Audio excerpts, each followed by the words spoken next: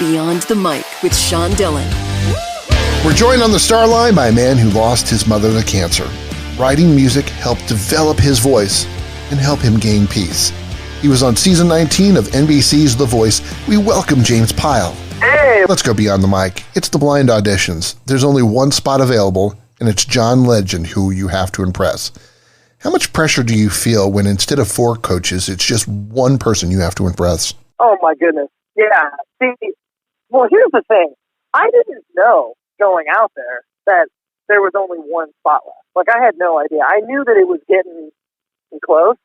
So, to answer your question, if I would have known that, I mean, I even said on my blind audition I would have been a lot more nervous than I already was because, I mean, he's notoriously picky, right? And he was the one I wanted the most. So when it's the one that you want the most, obviously, it's more nerve-wracking. But yeah, no, I mean, you kind of build your audition on the coaches a little bit. Like, I kind of, there's certain spots I'm like, I think John might like this. I think Kelly would like this. And so, really, because kind of as I was going, it was really early on that he turned for me. So, I mean, it was a huge relief once I saw him turn. But yeah, no, it would have been a lot more nerve-wracking. There are so many talented people on Team Legend, and you were stolen by Blake Shelton. Is there an advantage to have been coached by both John and Blake? Oh, definitely, yeah. I mean, the coolest part is just the whole experience, right? You get one-on-one time with Legend, you get one-on-one time with Blake, so it's really cool to just meet both of those people. No, but it's interesting because their approaches are different. Like, I don't know, John, obviously he's a really soulful singer, and he's a technical singer. He's a pianist. It's just a little bit different how he coaches, and I feel like Blake is more into, like, I don't know if it's the performance or just like you as a person. It just feels differently. Like, they just kind of get different things out of you. So it was really fun. There's so many special relationships that have developed from everyone on The Voice. Oh my gosh. I have to say that was my favorite part of being a part. I mean, it's like, yes, we met Usher, yes, we met all these people, but I mean, I've never met so many talented people that I got along with so well. I mean, because it's like some experiment. It's like putting all of these people together. We all have the same goal. We're all doing the same thing. So we're like all instantly friends. I mean, I remember, it was hard because of COVID, but, there were certain times where since we were tested so much and we were all wearing masks, and we would kind of put together these little socially distanced, like board game nights and card games and all sorts of things. And so, I mean, that first month with all the people, with all like the first 40 contestants was like the funnest month of my life. I mean, I had such a good time.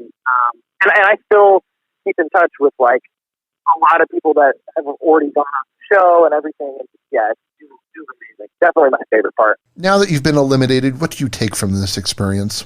I mean, I'm here in Columbus, Ohio. I'm just going to start playing out as much as I can. I have some songs on the way. I have some music videos coming out, and I'm just gonna take this time and take as much traction as I've gotten, and just keep working and keep making music, and hopefully I'll have an audience that'll listen to me now. Well, time's running out, so it's time for the Rocky Nate. 8 random questions. All you got to do is answer with the first thing that comes to your mind. There is no pressure. Okay. How glad were you to see your kids when you finally got home? Oh my gosh, it was insanely glad. It was amazing. So, Mr. Finale. Well, since that isn't your nickname, do you have one? You know what? We're going with Mr. Finale. We're just gonna make it work. That's the nickname. I guess Mr. Finale it is. Favorite cereal? Okay.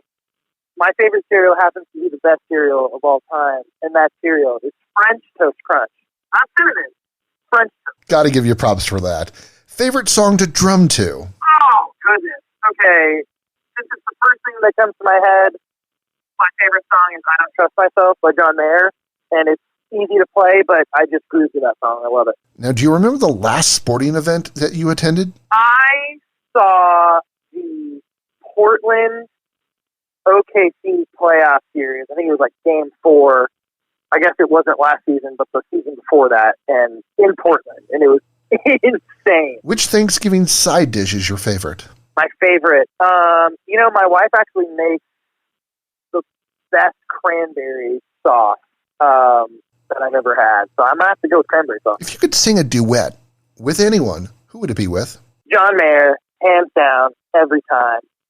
End of story. If your mom was here and able to see you, what would she say about your time on The Voice? My mom was such a vibrant person, and everything she did was like to the next level, right? Like when she was happy, it was just like, oh my God, who is that crazy person just like jumping up and down? So I don't even know. I mean, she'd be like out of her mind. I can't even imagine. I really can't, because even little things I did at school, it was like, oh my God, that's my boy up there playing drums or whatever. So you would have seen me on TV. Probably just a lot of crying, a lot of excitement, a lot of hugs. No, it would have been so awesome. He eats a bowl of French toast crunch every day, would like to duet with John Mayer, and is now nicknamed Mr. Finale due to us. We thank James Pyle for talking with us today. Thanks, man. Appreciate you too. And that, my friends, is Beyond the Mic.